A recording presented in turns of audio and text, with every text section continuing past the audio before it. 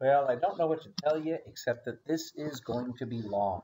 Um, I could make an argument that virtually, if you open up the BBC today or open up any national newspaper, international newspaper, and look at the headlines, you could probably draw a fairly direct line between the events of this day and what happened in and around these 4 years of World War One. I'm not much of a military guy. I'm not much into military strategy. I don't like war. I didn't register for the draft when I was required to do so in the United States. But the reality is that wars change the world in ways both good and bad. I'll try to make this as quick as I can. It's a lot of slides. A lot of these are just photographs, like this one you see. Notice that we do now have semi-portable cameras, so you can get real pictures of what war was like. And certainly the idea of war is this great, dramatic, romantic thing where gentlemen went out to prove themselves. I think people finally started to realize what a crock this was. Memorize this entire slide. Just kidding, just kidding. But take a quick look at this, and you will notice that there is rhyme nor reason to none of them. In other words, anybody could be on somebody's side 1 year, 2 years, 3 years later, and then switch back.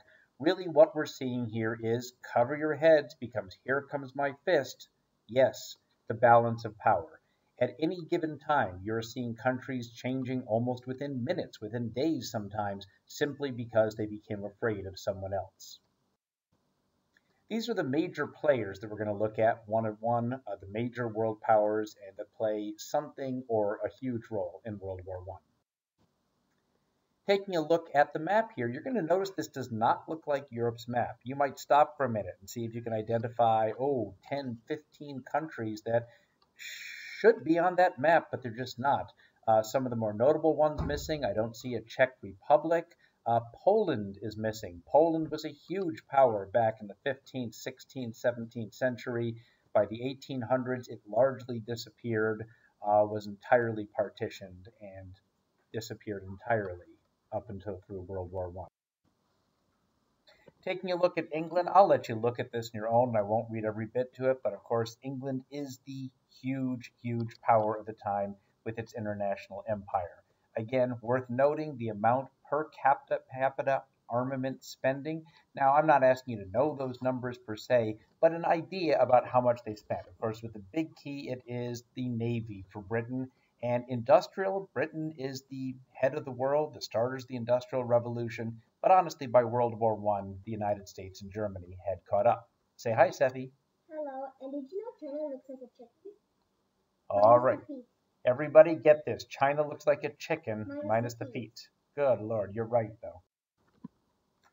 The German population, 65 million, absolutely becoming a dominant power by this point.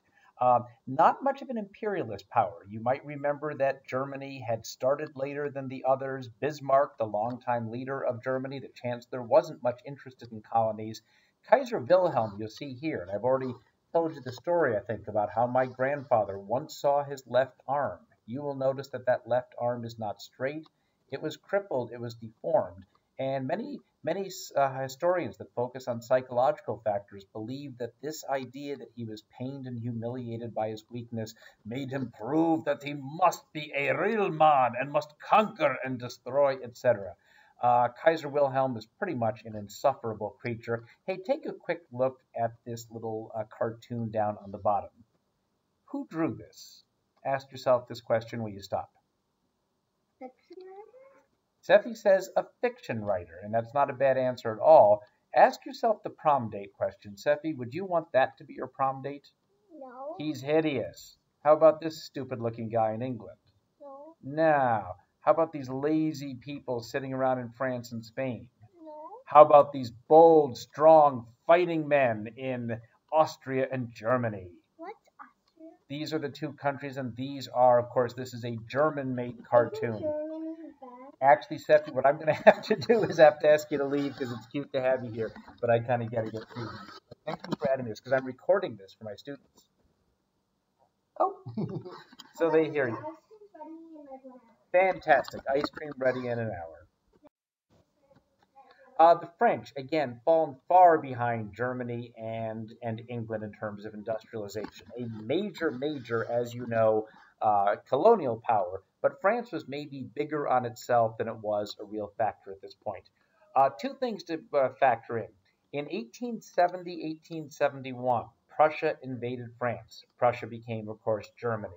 A couple things happened as a result of that. Number one, the French had lost Alsace and Lorraine, which, by the way, was where my grandmother was born in 1904. This was a key coal region, and that's very, very important. And the other thing, the French are terrified of the Germans and are afraid of another invasion, and it turns out for good reasons.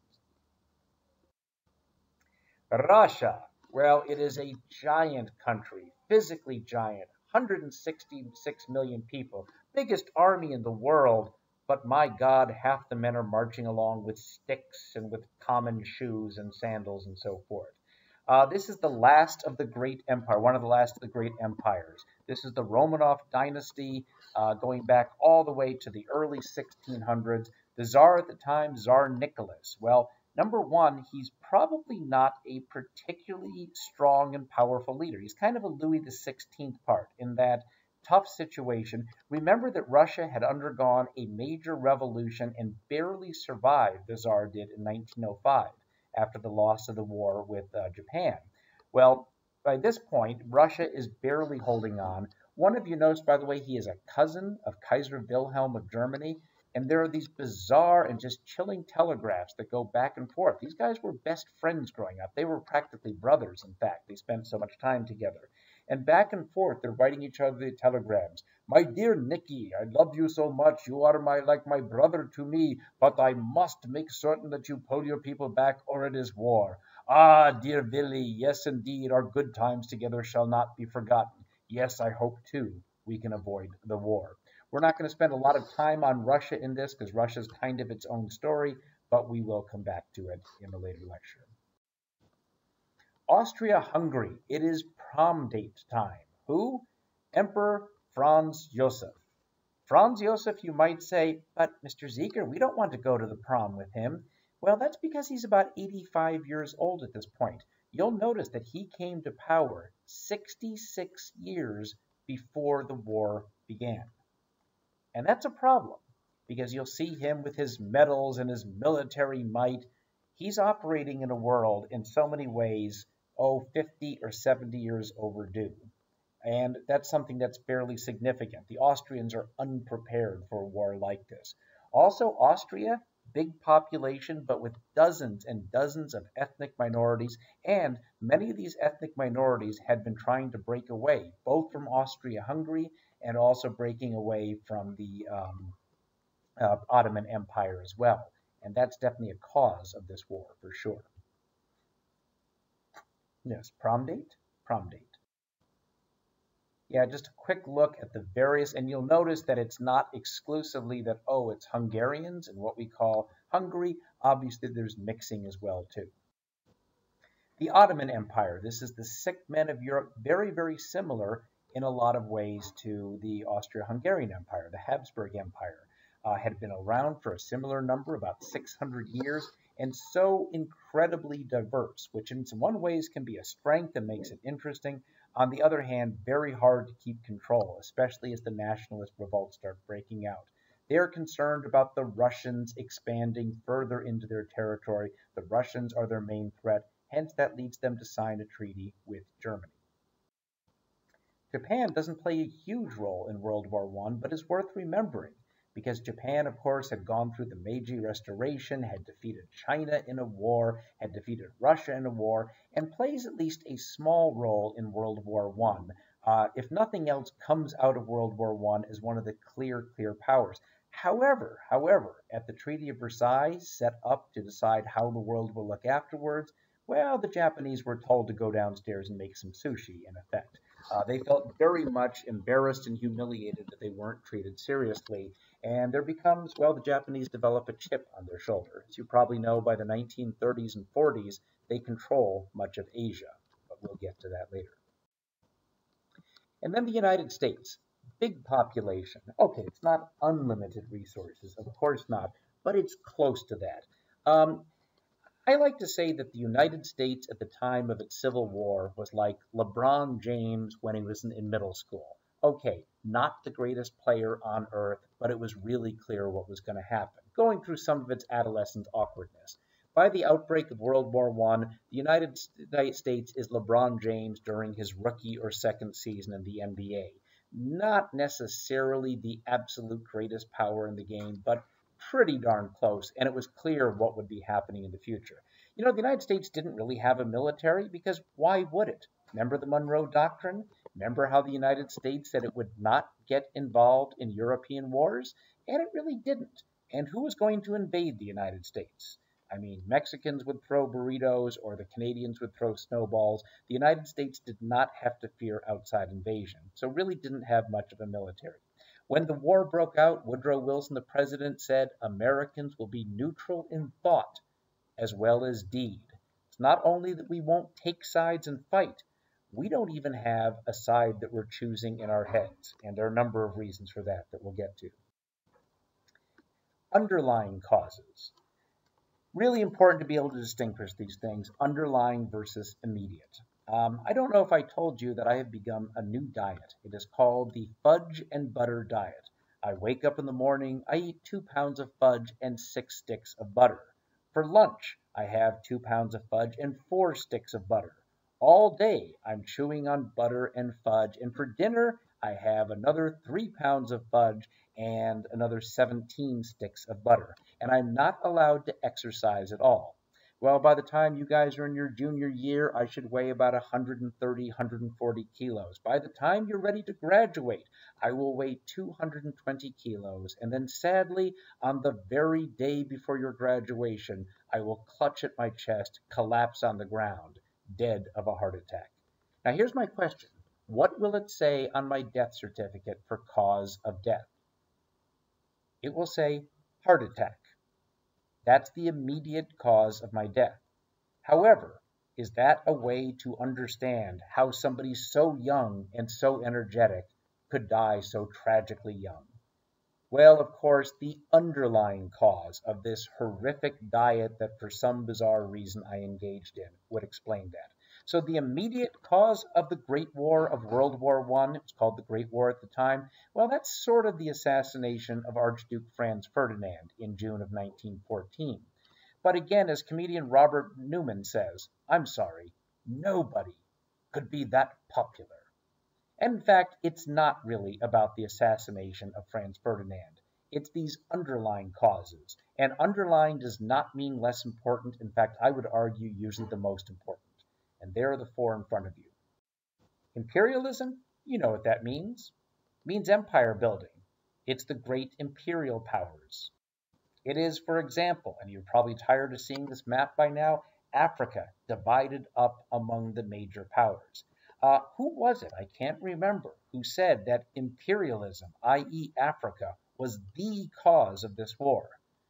Of course, that is the great W.E.B. Du Bois, who you've already read, or depending on the year in which you see this video, will be reading at some point.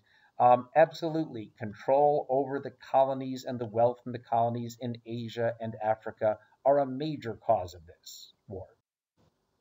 Nationalism. Well, that actually can mean 2 different things in this case. First of all, there's an extreme patriotism, and that's the most common. We are England, we are the greatest. No, we are Germany, we are the greatest. We will fight for you to show our power. And definitely the arrogance of the big powers is a part of it. But another definition has to do with the peoples who are nations, but not states, who have been under foreign control going back decades or centuries that want to become independent. By the 19th century, you have an independent Belgium, you have an independent Greece, an independent Serbia. But then you see Czechs who want their independence from the Austro-Hungarians. And you see, for example, the Bosnians who want their independence from the Ottoman Empire. You will see throughout Africa to a smaller degree and Asia to some degree, people that want their independence. You see the Arab peoples controlled by the Ottoman Empire going back about 400 years. They're not Turks. They don't want to be controlled by the Ottomans. They want to be independent. And you see this type of conflict within these states, within these nations, within these giant empires also leads to a lot of conflict that helps lead to this war. Again, you see this territory. If you look at a map today, it doesn't really look the same. You see a Serbia. I don't see a Croatia. I don't see a Czech Republic. I don't see a Slovakia. We're missing all of these states that are today's map. We're probably looking at 15 or 20 different countries. Here we're looking at 5 or 6. So that's some of the nationalism that leads to conflict in this area. Militarism is pretty simple. Government policy of investing heavily in and strengthening the armed forces. And part of this is, first of all, you feel invulnerable. At the beginning of this war, every single country knew it would be over in a couple of months. It began in August, and people said home by Christmas. The problem was that the French and the Germans and the British and the Russians didn't agree upon who was going to win. Each country assumed with their absolutely massive and powerful and technologically advanced military, well, how could they possibly lose? Of course, the answer is that everybody had that kind of military. And then there's also a sense of, what, we've invested hundreds of millions of pounds in this military. Well, we can't just let it sit there and not use it. And then finally, we have this alliance system, and some of this was in the open and some was not. This becomes a little bit unfortunate. When the war breaks out, you've got the allies. You see Britain, France, and Russia, along with eventually Japan, Italy, and the United States. And then you've got the central powers of Germany, Austria-Hungary, and eventually the Ottoman Empire, modern-day Turkey. Now, when I say unfortunate, it's because the allies, especially England, France, and Russia, had signed a treaty called the Triple Entente, the Triple Agreement. That's the allies. But once the war breaks out, the Central Powers came out of a treaty called the Triple Alliance. So I'm very sorry that the Allies are not the Triple Alliance. That's not my fault. I didn't do it to you. Nice little cartoon. Again, all the underlying causes and adding fire to this. Here's the spark. Again, Austria-Hungary had controlled Bosnia. Serbia, the Slavic country second only to Russia, had long been independent. They wanted Bosnia to be independent. Why? Because Serbia would be the natural leader of Bosnia, etc. Well, on June 28, 1914, the Archduke Prince, or Austrian Archduke or Prince Franz Ferdinand, visits Sarajevo in Bosnia. Very bad day to be visiting there.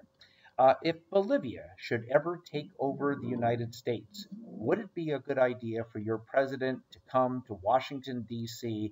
on July 4th and march around and wave himself in glory and hold up the Bolivian flag?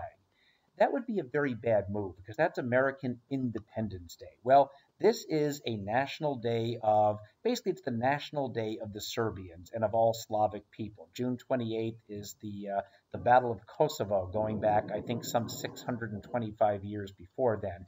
In other words, the mere fact that he was there showed an arrogance. And there was a plan, a plot, an organization that was called the Black Hand. The Black Hand was actually a Serbian group that was organizing against Austria-Hungary. He was assassinated. Franz Ferdinand was assassinated by one individual. His name was Gavrilo Princip.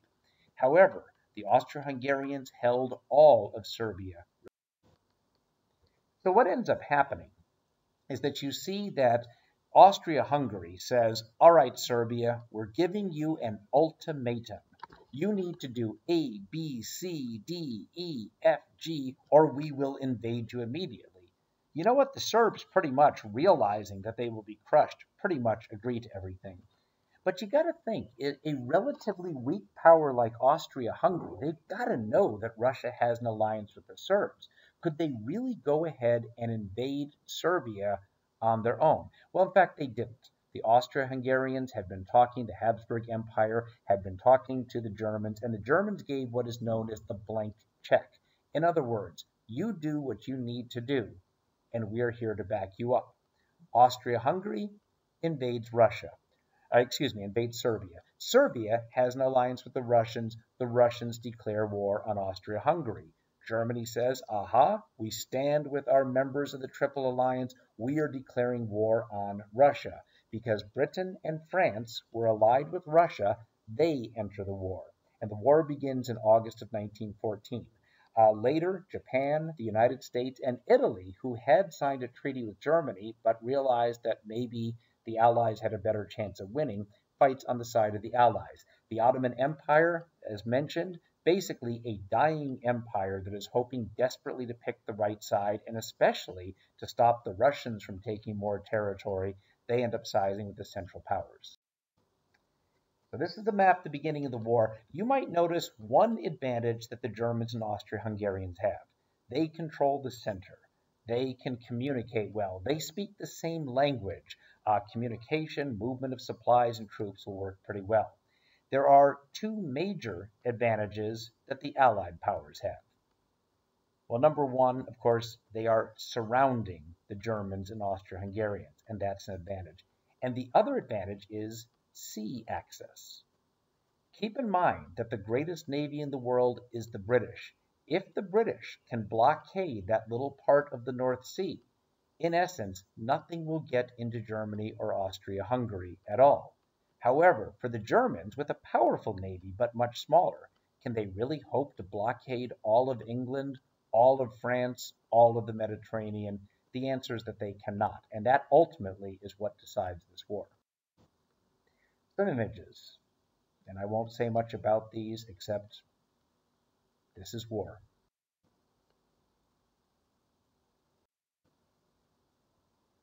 This is one of, by the way, hundreds, if not thousands of little graveyards all across Europe. And you know what? Pick a cross, any cross that you want to, near or far, and just think about that person. Probably a few years older than you are, probably had dreams, had a family back at home, maybe a young son, dreams of the ideal romance of, the kind of lives that we all want to live. And for probably about 9 million, mostly young men, they died on the battlefields in the next 4 years. Why? Because somebody shot a prince or something like that. This is from an American magazine, a radical magazine called The Masses. Um, Take a look. Is this a pro-war or anti-U.S. involvement in the war cartoon? Now you see death, and death is swimming. Notice the caption, "Come on in, America, the blood is fine." When going swimming, someone will say, "Hey, come on and swim, the water is fine, the water is nice," basically is what it means. The water is warm enough. You will notice that death is gripping Russia and France and England.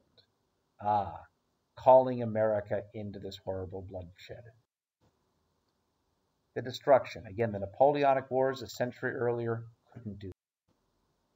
Hotel in Verdun. Boom. Boom. Wow. Not much to say about this except wow. All of these men died about 100 years ago, most of them a couple years older than you are. So overall, it's a 4-year war, about 15 million dead. Now that includes civilians. Most estimates are probably about 9 million soldiers and about 6 million civilians dying of hunger, dying in bombing attacks, dying in all sorts of things. I want to point out this is the last major war, though, where a majority of those dead are soldiers. World War II is largely a war upon civilians. Probably 60 to 65% of those that died in World War II were civilians, and not because they accidentally got in the way. By that point, that is total war in which the civilians, taxpayers, weapon makers, food producers, potential soldiers, the civilians are the target. You don't defeat a country in the modern world without going after the civilians specifically. You will notice that the Germans suffer the worst casualties. The Russians, with almost as many, die during the war. However, Russia actually pulls out of the war about 2/3 of the way through, so that's a pretty incredible number. You might want to notice at the bottom, the United States that's only involved in the last year of fighting and under fairly limited circumstances in some way. There's a tendency, and of the Europeans particularly, to say, the Americans, they only suffered 100,000 dead. But let's think about what this means. 100,000 young men giving up their lives like this. So it's not only 100,000. That's 100,000 families whose life is never the same, who lose their son or their uncle or their brother or their young husband or whatever else, or their father and everything else. But that does play a role after the war. When the Americans want to take a lead role in securing the peace, there is a tendency for the French in particular to say, I am sorry, you come in for 1 year, you fight a little, and you tell us what the peace should be? I don't think so, say the French. Taking a quick look at weapons strategy, not all that specific, but mainly just some of these images. Again, the nation's at war, and it is something of a world war. It doesn't spread much to South America, for example, although South American governments do take sides for sure. There actually are some German ships off the coast of South America, but for the most part, it is a European war still at this point, more so than the later world. This is a 20th century war technology, but it's using 19th century strategy. And by that I mean the whole idea was you line the soldiers up, you run across a no man's land, you chase the other side out of the trenches and take over that land. But that didn't really work with machine guns and cannons and explosives and eventually tanks. I want to point out a couple images down here. One of the most tense, the one in the bottom middle, Christ upon the cross, wearing a gas mask. And you will see over on the right, just to the side of this, this is modern photography during World War I that captures a young man who did not get his gas mask on time. That man is dying in that photograph. And for the terrors of gas, we'll look at this in a few minutes, brings another level of horror to war. Not too much about this. We don't really have many airplanes. The first flight was only about 10 years earlier in 1904. However, planes are used for reconnaissance, for spying, for laying out the land, and occasionally for taking bombs by hand and dropping them over. The tanks, well, they're developed during World War I. The submarine is the one we'll probably look at more in depth because that plays a real role, especially in bringing the United States into the war. The machine gun, the old days of load your weapon, fire, refill it, fire, simply turns into and knocking down hundreds of men as they run across a field. In the trench, this is where soldiers live for 2, 6, 8 months at a time. Yeah, it's quite a picture, trench foot, because look at where this guy is living in the upper right. It's been raining. It's been raining for weeks. You don't get rid of the mud. You don't get rid of the water. And this is what it does to your feet after a while. See the young man dead on the wire in the upper left, trying desperately in the upper right to pump the water out of the damn trench. What did they collect here in the bottom left? Well, these are the rats. These trenches were rat infested because there were dead bodies in them, destroyed food. They had to use them as their own toilets, etc. And many soldiers left behind oral histories and left behind diaries where they said, look, I kind of hate the rats, except when they crawl in the sleeping bag with me at night, that's a little bit more body warmth. So often they wouldn't chase them out. And that photograph on the bottom right is, to me, that's the madness of war. Look at that absolutely massive inferno, the flame, the fire, the explosiveness. And let me ask you the question, what is the one place you would not be going to in this photograph? Yet where are they all going? They're all marching calmly with purpose into that inferno. War is nuts, folks. It's crazy. Poison gas. Yep, even for the horses as well, the gas masks. Mustard gas. I'll read this to you because the impact is pretty strong. Mustard gas was first used by the Germans in September of 1917, the most lethal of all the poisonous chemicals used during the war. It was almost odorless and took 12 hours to take effect. It was so powerful that only a small amount had to be added to high explosive shells to be effective. Once in the soil, mustard gas remained active for several weeks. So you think of this, you hear an explosion, you duck, and you think, I'm safe, except there is this odorless gas that remains in the soil active for weeks afterwards. What did mustard gas do? Well, the skin of the victims of mustard gas blistered. The eyes became very sore and they began to vomit. Mustard gas caused internal and external bleeding. It attacked the bronchial tubes, stripping off the mucous membrane. This was extremely painful, and most soldiers had to be strapped to their beds. It usually took a person 4 or 5 weeks to die of mustard gas poisoning. One nurse wrote, "I wish those people who talked about what's going on with this war and whatever it costs could see the soldiers suffering from mustard gas poisoning.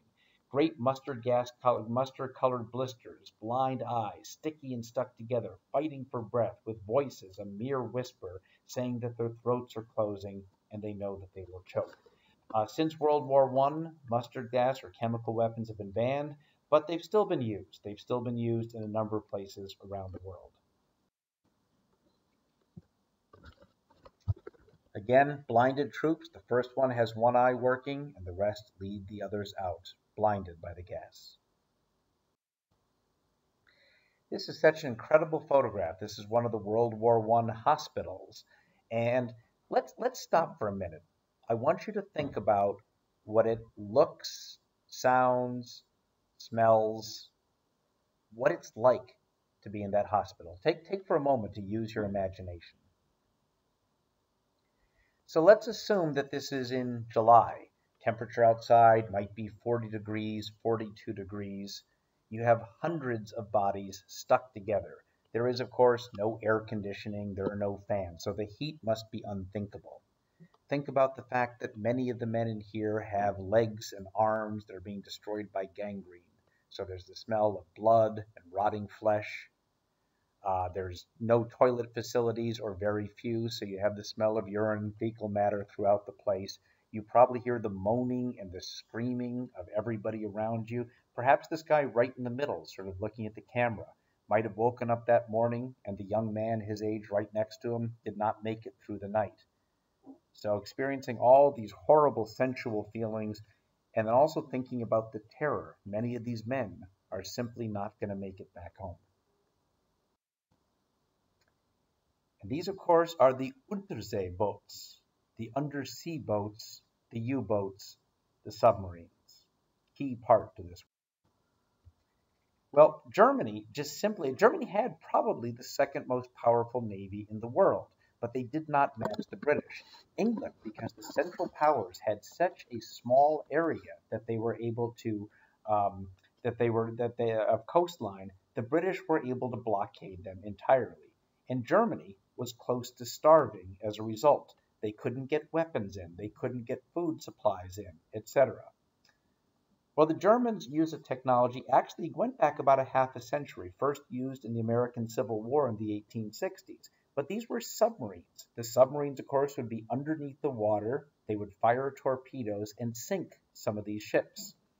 And yes, certainly used to attack the ships in the blockade, but then the question became, what about, for example, American ships that are coming across the Atlantic, bringing weapons, bringing uniforms, bringing boots, bringing food to the British? Should those also be open target? After all, those food supplies, those weapons, they're being used to kill Germans. This is the big event in 1915. Now, you got to stop the film for a second and say the words. The sinking of the Lusitania was not the immediate cause of U.S. entry into World War I. Can you say that? Rewind that if you need to so you can say that. People that know a very little bit about history, but not much more, say, oh, the Lusitania, the Germans sank it, so the Americans went to war. That's not true. This is 1915. The United States does not enter the war for 2 years. But this was a British ship. A British ship, it was a passenger ship, torpedoed by the Germans in 1915. About 1,200 people died, including 128 Americans. Now, one of the things the Germans claimed at the time, wait a minute, a torpedo hit the ship exploded and sank instantly. Well, I'll tell you what, we had evidence ahead of time that that ship, the Lusitania, the passenger ship with innocent civilians on it, was carrying weapons bound for England. And those weapons, what would they do? They were going to kill Germans. So this is not an act of war. This is an act of protecting ourselves. I don't know if it's 100% conclusive that it did carry these weapons, but as I understand it, most sources say, in fact, they were. On the passenger ship, there were, in fact, weapons that were going to be used against the Germans. Now, the Americans threaten war at this point, but it don't actually follow through with it. But this is sort of a dynamic. German uses of submarines, particularly against ships carrying Americans on them, that eventually pulls the United States into the war.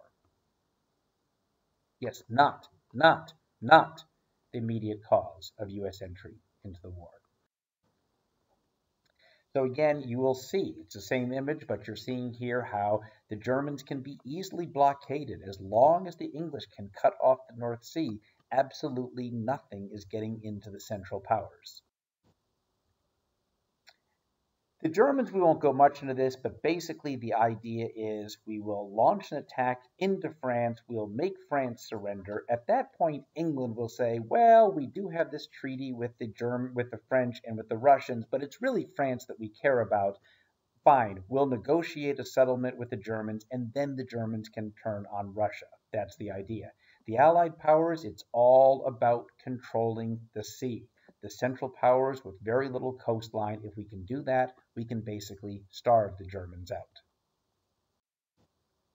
Schlieffen Plan, again, I won't go into detail about this, but you can read the slide if you wish to. But not successful. France is never captured. Paris is never captured. You notice that German soldiers get very close, but they're never able to take Paris. Now, you might say, how could they think they could do this? Well, actually, in 1870, in the Franco-Prussian War, the Germans do capture Paris. In fact, get this. When the Germans signed the peace treaty with the French after the Franco-Prussian War, in which Paris is captured, the French are forced to sign the treaty at Versailles. Ah, isn't that the seat of French power, Louis XIV's castle?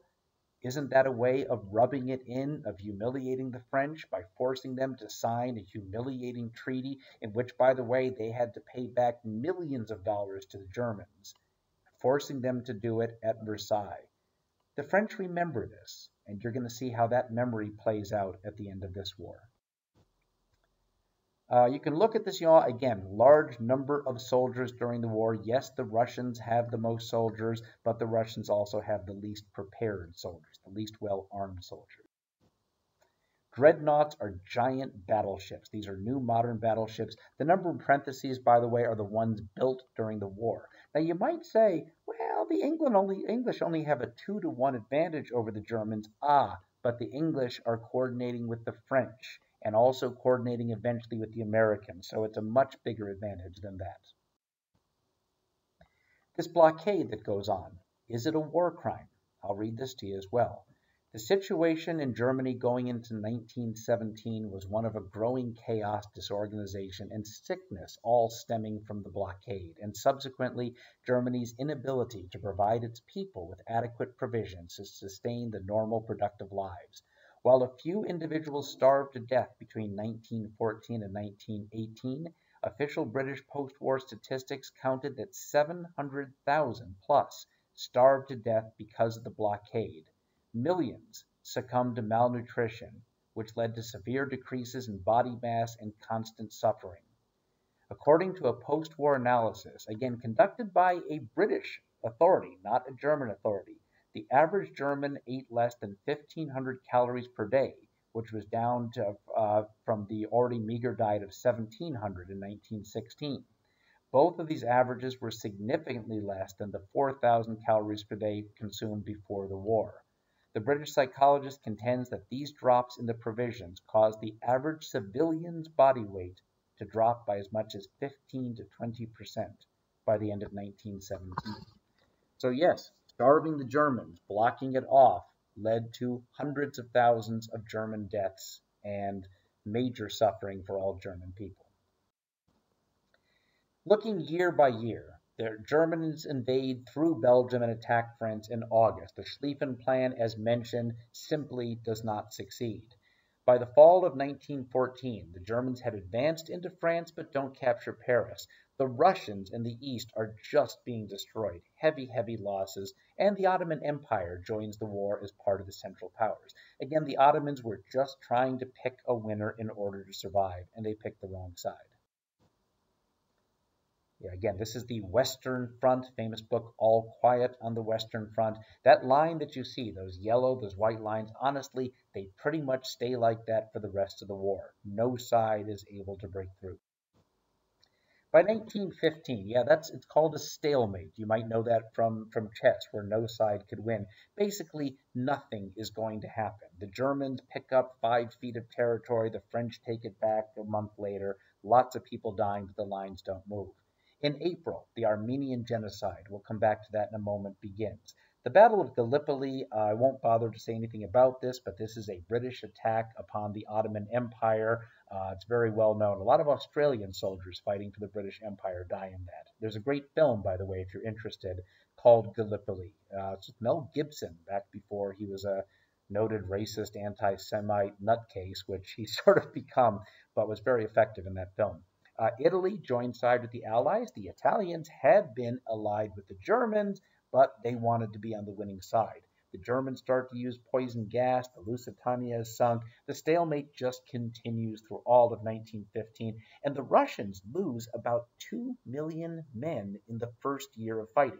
Not all of them killed, of course, but that includes knocked out of the army altogether, serious injuries. I'm not talking they stubbed their toe. I'm talking arms missing, heavy, heavy deformations, etc. By the way, the Middle East, and this is worth looking at, I'll look at it separately, but the bottom line is that the Ottoman Empire had controlled the Arab world, the Middle East as we call it today, going all the way back to the 16th century. I won't spend any time with this because we'll look at it later, but the British and the French actively encouraged the Arabs to revolt against the Ottoman Empire, and they make some promises that they don't really follow through on. Again, we'll pick this up in a later lecture. This is, and there's an incredible documentary series called The Great War: The Shaping of the Modern World. And if we were in class right now, I would be using sections on it. It's just a beautifully made documentary. One of the parts I find most effective is the colonial troops. Now, this would seem to be crazy, but you end up seeing a whole bunch of Africans, Indians fighting on the behalf of the empire. Now, you might ask yourself for a second, what in the world is a 19-year-old African or Indian doing fighting in Europe for a colonial power? In fact, ask yourself what might be the motivation for that.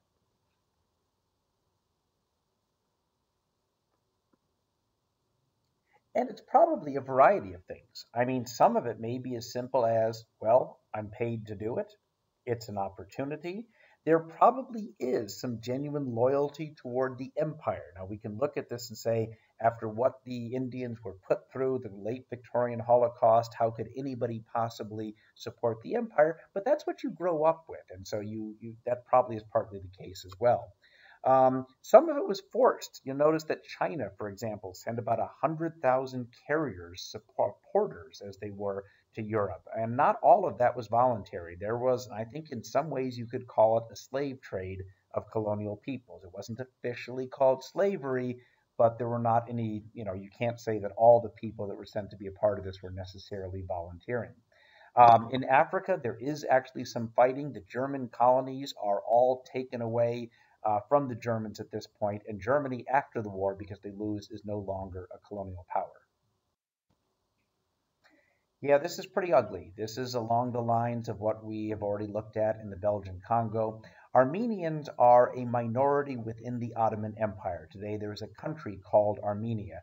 At this point, they are a generally, well, largely Christian, but not entirely, and pretty well educated and tend to have been socioeconomically in a slightly better position than the average person in the empire. In many ways, you could think about this as being like the Jewish population in big parts of Europe.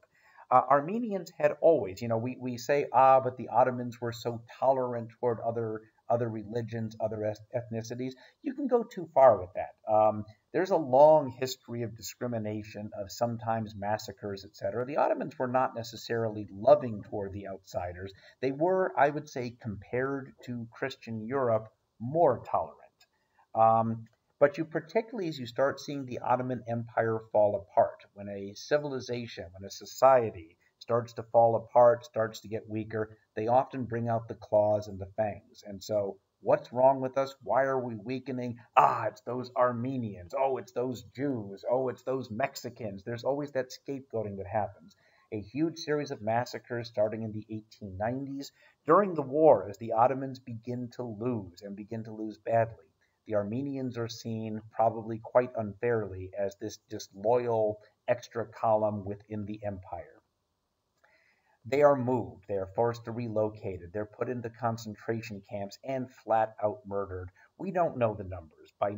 There's no doubt that we're talking very close to 1 million, perhaps even more than that, as many as 1.5 million. And by the way, not only Armenians, this happens to other ethnic groups within the Ottoman Empire. The Turks today absolutely deny it. In fact, if I were teaching right now in Turkey and I say to you, if I'm using this slide, I would be arrested and the US government could not get me out of prison. I could very likely be facing assassination, attack. There was a fairly famous Turkish author a number of years ago who said, hey, look, we Turks need to recognize that our great-great-grandparents did commit this genocide. And he was murdered on the street by a Turkish nationalist. Something the Turks have been unwilling to recognize. But then again, it's not that you really hear the British recognizing the Holocaust in India. It's not that you hear the United States recognizing the genocide of Native Americans or the Spanish. So it's not unique to the Turks by any means. Unpleasant, but again, some of the images. The Turks say, look, it was wartime, some people died, there was a shortage of food. That's not the story. This was a calculated attempt to starve a whole population to death. And it was actually known at the time. This is not something that came out afterwards. One of the most remarkable, I'll move off this slide. One of the great heroes this time period is a German soldier named Armand Wegener. And Armand Wegener saw what was happening, serving in the German army in the Ottoman Empire, and saw what was happening to the Armenians. And he decided that he needed to capture this. He needed to show the world what was happening. So at great risk to himself, he brought out a camera and even an early film camera and started taking pictures and films of the images that he was seeing. Do know that if anybody had caught him doing this, he would have been shot on sight because he's aiding the enemy of our loyal Turk allies from the German perspective. Armand Wegener takes these and distributes them after the war. One of the really terrifying and sad outcomes of this is that in the 1930s, Armand Wegener is still alive, and he writes to Adolf Hitler, and he says, Mein Führer, I was in the Ottoman Empire. I saw what they were doing to the Armenians. I am so afraid this could happen to our Jewish citizens now. Please do something to stop this. Learn from history and know that this could happen. Of course, in Hitler's case, he knew what was happening. And in fact, as Hitler once said, somebody said, well, Mr. Hitler, you cannot get away with what you're planning for the Jews. And Hitler said, well, of course I can. After all, 20 years later, who remembers the Armenians? In other words, the Armenians were massacred by the hundreds of thousands, perhaps more than 1 million, and nobody cared. Nobody thought about it. We can do this with the Jews as well. Major developments in 1916, a couple of major battles at Verdun and the Somme. Remember that the Irish, who had been under British control going back to the 13th century, they used this wartime to start rebelling. You might remember that I told you Roger Casement of the Casement Reports, in fact, is also an Irish nationalist, and he actually leads an ill-fated and ineffective invasion of Ireland using German help. He's captured and eventually hanged for that. You start seeing tanks. You see, by the way, Franz Ferdinand, I'm sorry, guys, no prom date for y'all. He dies in November, and it's just a stalemate on both fronts. Just people dying by the hundreds of thousands. Let me show you a couple examples of that. The Battle of Verdun lasts 9 months. The fighting area, Well, about 10 square kilometers. So what we're talking is from our school to Plazuela Blacut to not even Ventura Mall. Really, we're talking, let's say, the school to Ventura Mall, maybe about a kilometer wide. That's all it is. That's the entire fighting area of a 9-month battle, killing about a half a million men, over a million casualties, serious injuries. And the Germans attempt, it's a siege. That means we're going to block off this area and basically lob in explosives, starve people, kill as many as we can. The goal was to bleed the French army white. In other words, bleed them to death. This is called a war of attrition, where the other side becomes so worn down it can't fight. So the Germans pick up absolutely no ground at all whatsoever, but a half a million young men die. Again, the before, the after. This was actually like a hilltop castle area, just gone completely. Not so important as the Battle of Jutland, but it is the one major naval battle where the German Navy comes out to fight and try to break through the British blockade. Technically, the Germans win. They destroy more ships than they have destroyed, except the Germans were at such a disadvantage to begin with that it was probably a loss. That's called, by the way, a Pyrrhic victory. That's a great term to use in your writing. A Pyrrhic victory is one where you win the battle, but it causes you to lose the war. So it's a victory that's very costly. Just a neat term. And then we have the Battle of the Somme. Notice this is happening at the same time. The British and the French are concerned about what will happen to the French if they lose at Verdun. So the English launched this massive, massive attack on the Germans along the Somme River. And the idea is we can simply bombard them with explosives for a week nonstop. It'll destroy so many Germans in the trenches, and we can fly across that no man's land, occupy the German area, and we can basically break through and take the war to Germany. Well, it doesn't work. On the very, very first morning of the Battle of the Somme in July of 1916, 20,000 British soldiers die. Over a million casualties in these 4 months. And how far do the Allies get? They pick up about 12 kilometers of land. Halfway to the airport. That's it. That's it. Again, some of these images. Adam Hochschild, by the way, Adam Hochschild is the historian who wrote King Leopold's Ghost. That was the book that brought the Belgian Congo atrocities to the public imagination in the 1980s and 90s. When the artillery barrage reached its crescendo, 225,000 shells in the last 65 minutes, the rumble, the sound could be heard as far away as London across the English Channel. More shells were fired by the British this 1 week than they used in the entire first 12 months of the war. Some gunners, machine gunners, bled from the ears after 7 days of nonstop firing. At a forest near Gommecourt, entire trees were uprooted and tossed into the air by the shelling in the forest, setting itself on fire.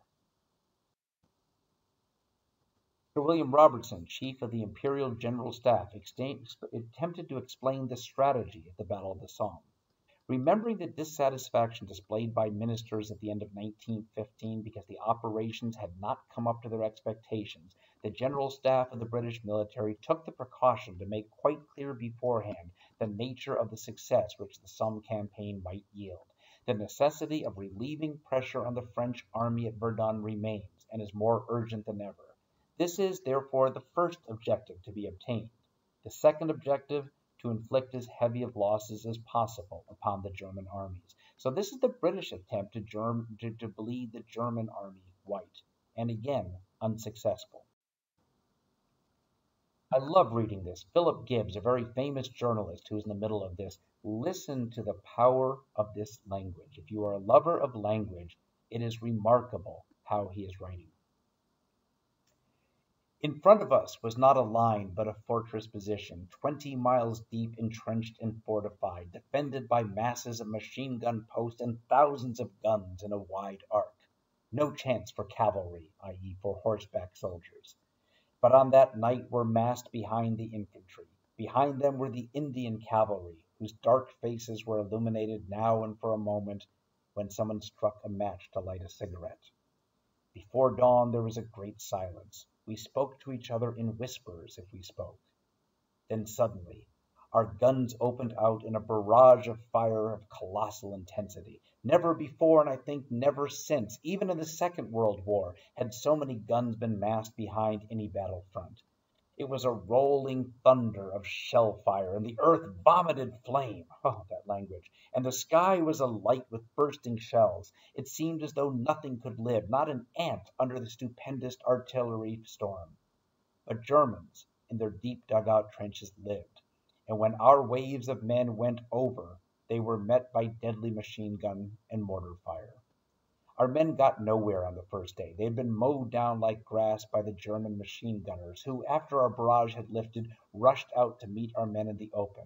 Many of the best battalions were almost annihilated, and our casualties were terrible. A German doctor taken prisoner near La Boisselle stayed behind to look after our wounded in a dugout instead of going to safety. I met him coming back across the battlefield the next morning. One of our men was carrying his bag, and I had a talk with him. He was a tall, heavy man with a black beard, and he spoke good English. "This war," he said, "we go on killing each other to no purpose.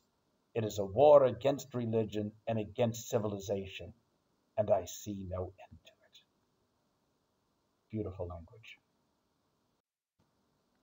By 1917, the Germans announced unrestricted submarine warfare. Any ship crossing the Atlantic with any flag on it, it's open game. This pretty much means the United States will get involved in the war. We'll explain what the Germans were thinking.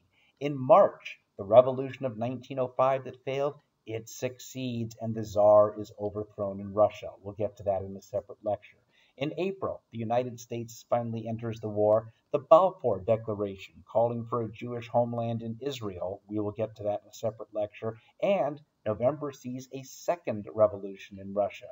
This is the Bolshevik, the communist revolution, and this Russia transforms into the Soviet Union. This, for me, is the World War I photograph. The soldier, the cross, the backdrop. Could spend hours staring at that picture. The United States, as the war breaks out, immediately says, "We're not involved. We will remain neutral as in thought as well as deed." And you know what? Virtually all Americans agree. We've never gotten involved in European wars. There's certainly nothing about this war that recommends itself. People are dying in the trenches by the hundreds of thousands. Also remember that most Americans are what we call hyphenated Americans.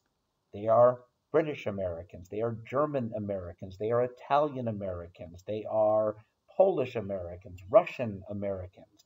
My grandfather, who did not, he saw the Kaiser's hand when he was a young boy, hated the Kaiser system, but would he have been prepared? Because he arrived in the United States in 1913, yes, the year before the war began, as a 15-year-old.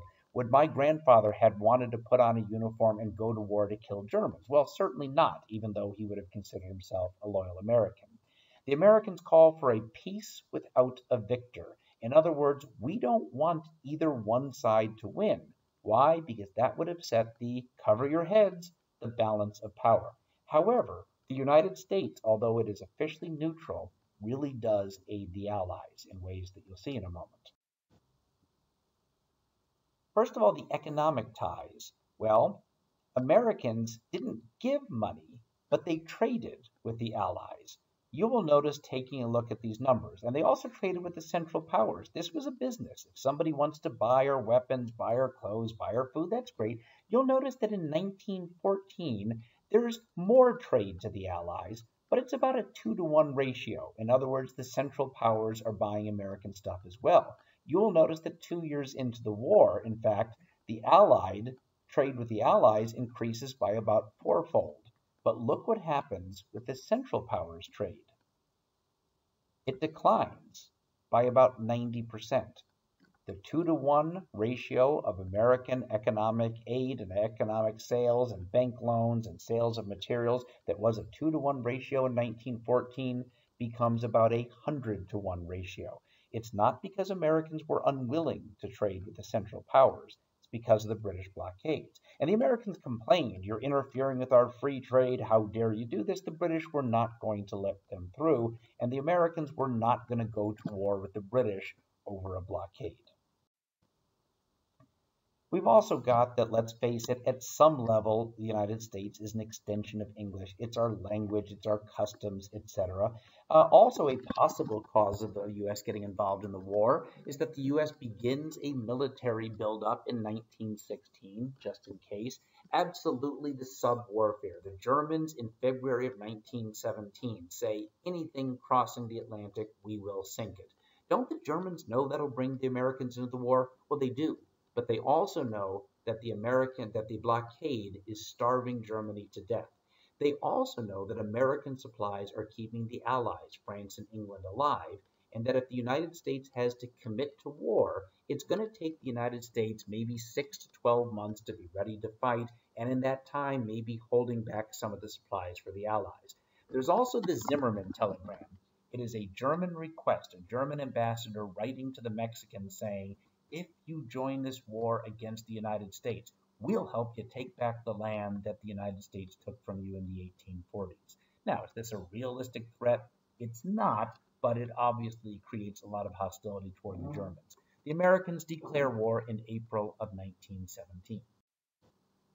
President Woodrow Wilson says we are making the world safe for democracy.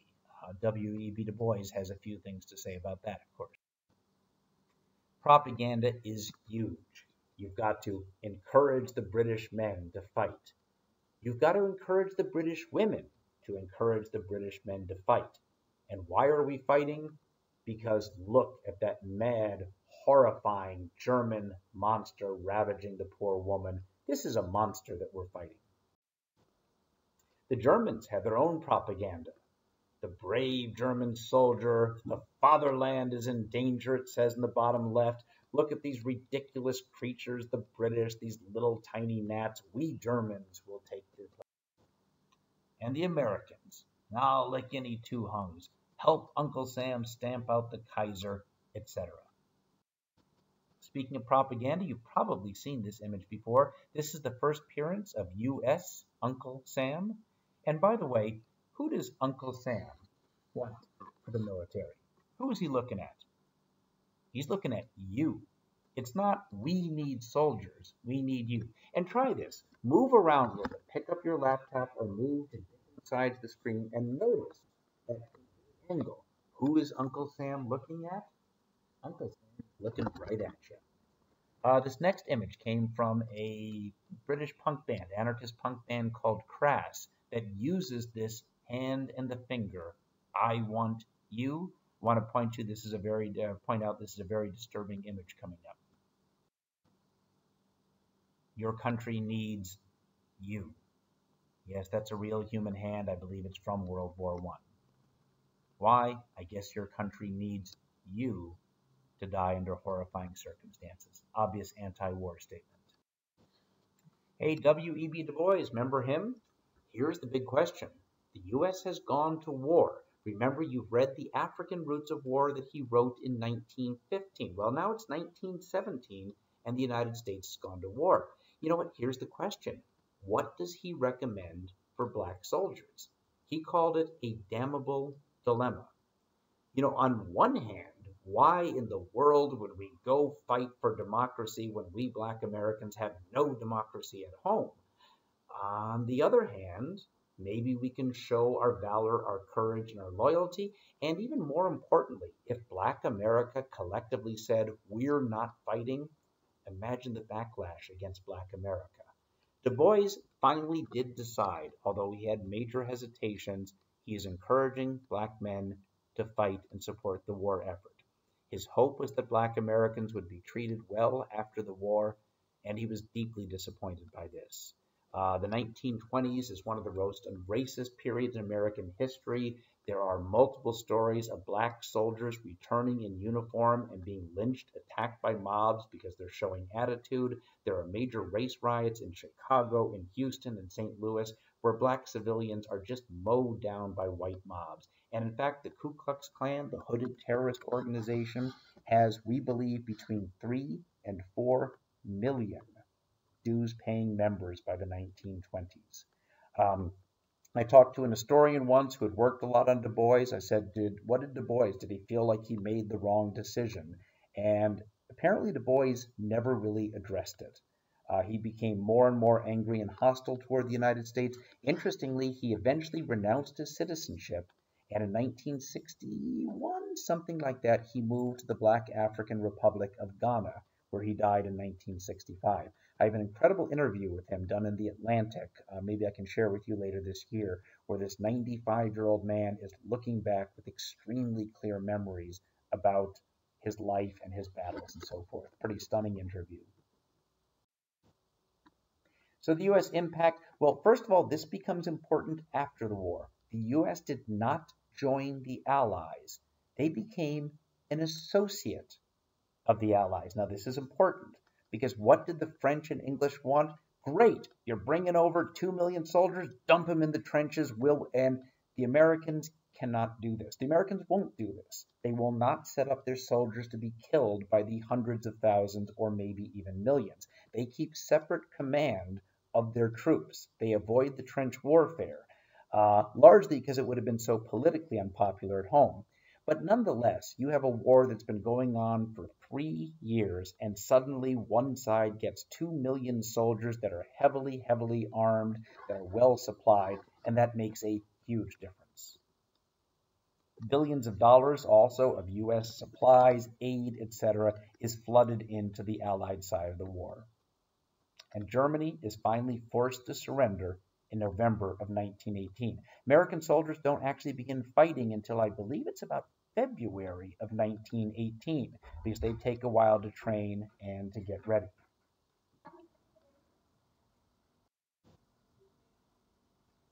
And I got to ask you this question. Who is this? Who is this? Why, it's a man surrounded by his many fans. That's my daddy. And he wrote a book called America's Great War, World War I and the American Experience. So that was my dad, and yes, he had many fans who were constantly surrounding him. Get it? So the war ends, November 11th, 1918. The Central Powers surrender, and this is really important. It is an unconditional surrender. Had this been, the United States initially said, we want a negotiated settlement where no side wins, no side loses. By this point, the Germans say, we stop fighting now, you decide what happens to us. And there's the parade in the United States announcing the end of the war. So once again, 4 years long, 9 million soldiers dead, another 6 million civilians. By the way, and this is pretty timely right now with the coronavirus, in the year that followed the war, a Spanish influenza, a special strain of influenza, started spreading around the world, spread often by soldiers coming back. In 1919 alone, this virus kills perhaps 50 million people around the globe. In other words, in a single year, it kills 3 to 4 times as many people as this war did. That was one virus. So if you're wondering right now why we're concerned about the coronavirus, it's a very different virus. It doesn't seem as lethal, but that's what in theory can happen. In terms of overall casualties, these are people seriously wounded. We're talking about 37 million. The cost, the economic cost, destroyed property, about a third of $1 trillion, which in today's money, of course, is a lot more. Hey, remember these big empires? For a long time, this class, we've been talking about the Austrian Empire, the Habsburgs, they're destroyed. The Russian Empire, they're destroyed. Oh, well, the Ottoman, it's destroyed. Even the German Empire doesn't go back as far, but it is also destroyed by this. Germany is left weak, helpless, puts the United States in a clear position of world leadership because the United States benefits from this war. It doesn't lose that many people. It doesn't have any territory to destroy. And you know what? World War II, if you want to argue that this is really one war that took like a 20-year break, you can make that argument in a fairly convincing way. World War I, almost, especially the conclusion of it, leads to an almost inevitable World War II. Keeping mindful of time, I want to take a quick look at what happens after the war. Woodrow Wilson, the American president, has a peace plan. He's released this before the United States, just as the United States is getting involved. He calls it the 14 points. What is the goal? The same as it's always been, a peace without a victor. He did not want to see the loser punished. Why? The goal was to avoid a future war. And if you think back for a second, at the end of the Napoleonic Wars, you'll recall that France is not particularly punished. France, has to give back some of the territory that Napoleon took, but they're not forced to pay reparations. And in fact, 4 years later, after the end of the Napoleonic Wars, we have the quadruple alliance becomes the quintuple alliance, where France is invited back into the fold of nations. However, in the 1870 Franco-Prussian War, France is forced to pay costs back, pay reparations back to Germany, and remember the humiliation of France being forced to sign a treaty at Versailles is something that the French remember.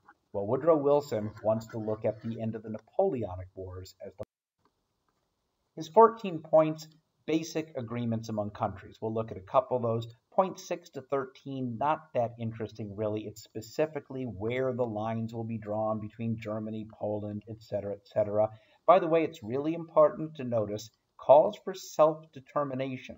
People should run their own societies.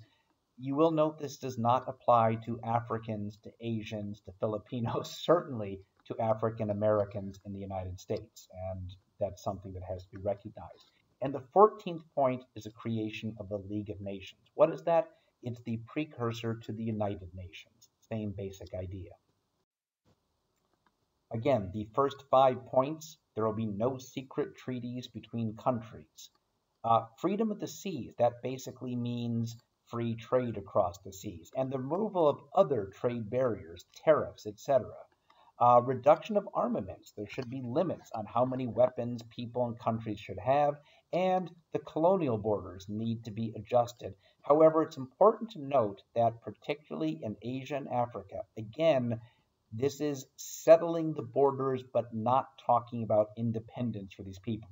Wilson, for all of his strengths, was a horrifying racist. He was raised in the post-Civil War American South, saw blacks as being utterly, utterly inferior.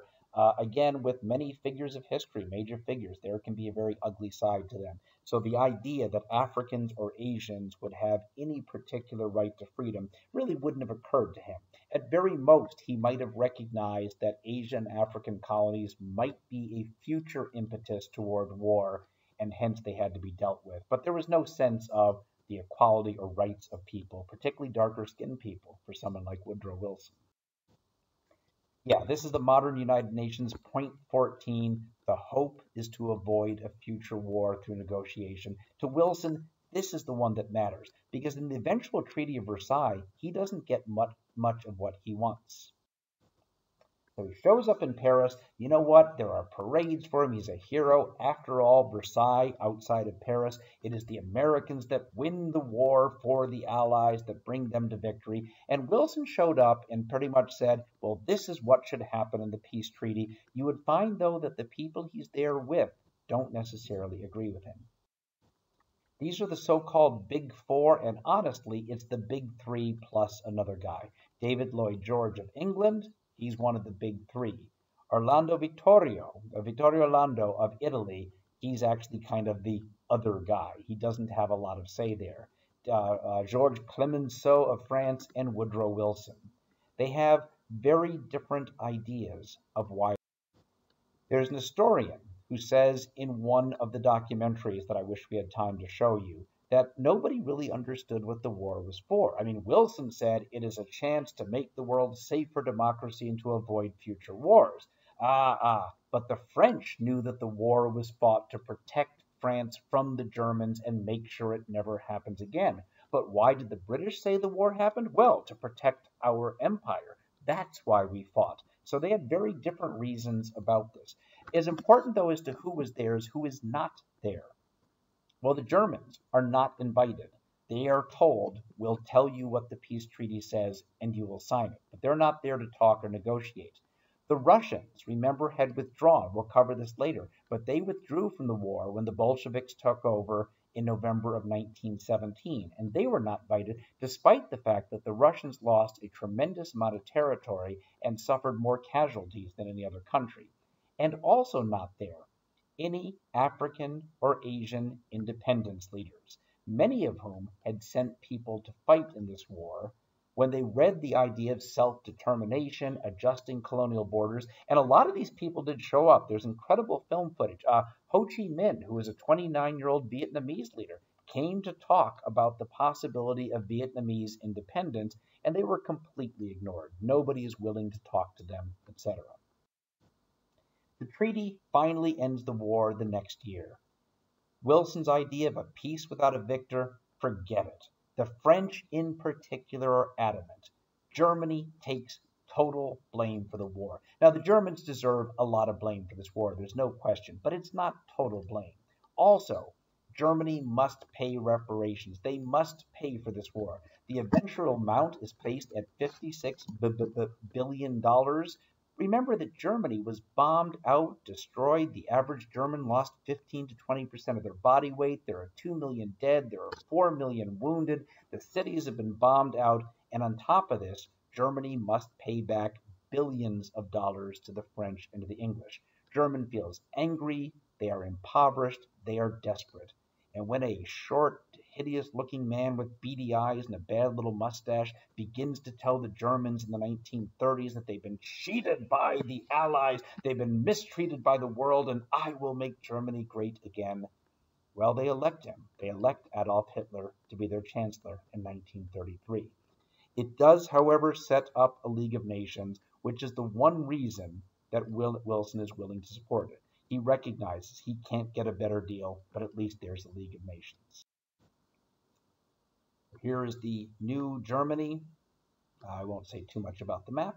You'll notice that we are seeing a Poland 1914 and 1919. Look at all these new countries. Yugoslavia, which means Southern Slavs. There's an Albania that's new. The Austrian Empire is gone. It's now Austria, independent country of Hungary. The Czechs and the Slovaks joined together as Czechoslovakia. You will notice that Poland, for example, now does exist again. And the Ottoman Empire, it's gone. It's now the Independent Republic of Turkey. That's not formally decided until a few years later. Yeah, we'll talk again a little bit more about the Middle East later, but understand that the promises that were made to the Arab people, you see Emir Faisal here, the major family in this area, major Arab family, they are promised by the British Arab independence if they rise up against the Ottomans. In fact, a secret agreement the year later between the French and the British, well, we'll actually take this territory and divide it up between us. This is something that Arabs remember to this very day.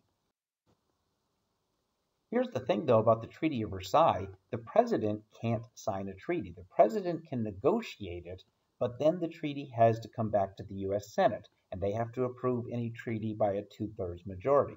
I won't go into the details of this, but the bottom line is that the U.S. Senate does not pass the treaty. There is concern that the United States will then be obligated through the League of Nations to become involved in future conflicts. There's already a sense that the United States maybe should not have gotten involved in the first place. Bottom line is that the United States never signs the Treaty of Versailles, never becomes a member of the League of Nations, and with the United States clearly the dominant power in the world at this point, well, back to my LeBron James analogy, this is like the Los Angeles Lakers go into the playoffs this year with no Anthony Davis and no LeBron James. How effective can the League of Nations be without the most powerful country in the world? Again, you can look at these numbers, slow it down if you want. Casualties, again, means seriously wounded. It doesn't mean a cut or a scrape. It means knocked out of battle, sometimes in devastating fashion, sometimes just with something that brings you out. So this is tens of millions of young men affected, plus the millions of civilians. And again, I think this might be the last slide. Not bad, 1 minute 20 seconds, because this was an hour and 20 minutes. This was well over, I think, 110 slides or something, so I moved pretty quickly. You've seen this already, but just a reminder of what World War I meant. Is this the final slide? I think it's the final slide, so I'll say goodbye. But watch me look like a fool because there will be one more. Let's see. Oh, yeah, one more. The impact on Africa. And you can look over this yourself a little bit. The point is that World War I does not by any means lead to a independence movement in Africa, but it starts to jumpstart it because of the Africans who had been in Europe. Because, well, bottom line, I really actually wish I hadn't included the slide, somebody else put it together, but you start seeing at least a sense of African unity and moving against the Europeans. It doesn't really come into full throttle until after World War II, and then it's by the late 1950s, early 1960s that colonialism breaks down. But yeah, I wouldn't pay attention to the details of this, but know that the idea throughout Africa and Asia of independence is definitely furthered by this war. Final slide? I think that's the final slide. And it isn't. Oh my God. One more. One more. Let's just think though about the long-term impact aside from the millions dead and the shifting patterns, the shifting maps, and so forth. First of all, look, the reality is Europe is no longer dominant. The United States is the world's greatest power to whatever degree they want to exercise it. By the way, Japan is emerging as the major Asian power as well. You know what? Anti-imperialism. There's an option out there. The communists have taken over Russia. Rise of communist parties around the world. There's an alternative. Now, we are all grown up to think, well, Western capitalist democracy is the best the world can offer. I've got to tell you, if you're Indian, if you're African, if you're Indonesian, it's hard to see the advantages of Western democratic capitalism. You're seeing a long, long history of exploitation, of sometimes just flat out genocide. Hey, the Belgian Congo, that was Western capitalist democracy. Huh, not that appealing. And the communists absolutely use this. Lenin, who we'll explore later, describes imperialism as the highest form of capitalism and says, go with communism, follow the communist side, follow communist beliefs, and you know what? We will break down imperialism. Gender roles change dramatically throughout the West, for sure. Women start taking economic, hold on, I'm getting ice cream from Steffi. Oh my God, that's so good. Mmm, that is delicious pudding. I got to come out and eat some in a minute. During the war, women, not quite like in World War II, but they are actually taking over the economy. They're working in factories, etc. And in fact, in the United States and throughout Western Europe, decision is made. Women deserve the right to vote. And decolonization, liberation movements gain ground. Indian independence movement goes from someday independence to louder and louder calls for independence. Okay, I swear that is the final slide. We are done. I hope you broke this up into at least 2 or 3 sessions because it's long. Talk to you soon. There's more. Okay. Names to know, things to know. Great. Somebody else created those. Fantastic. You don't recognize something? Jump at it. Take a look. All right, that's it. We're done. Bye.